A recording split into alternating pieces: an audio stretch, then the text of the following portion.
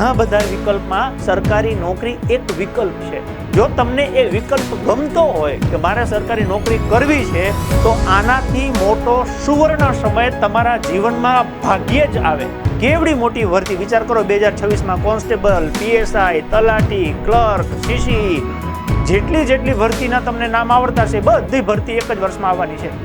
અને આ ભરતીમાં સફળતા મેળવવી હોય તો તમારે બધું મૂકી માત્ર ને માત્ર આ તૈયારી ઉપર ફોકસ કરાય.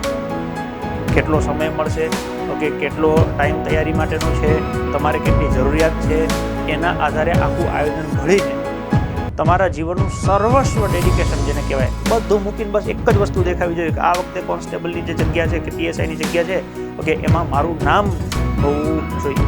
વ્યવસ્થિત આયોજનપૂર્વક મહેનત કરશો તો બધામાં પાસ થશો, અને જો નહીં કરો તો બધામાં નાપાસ થશો.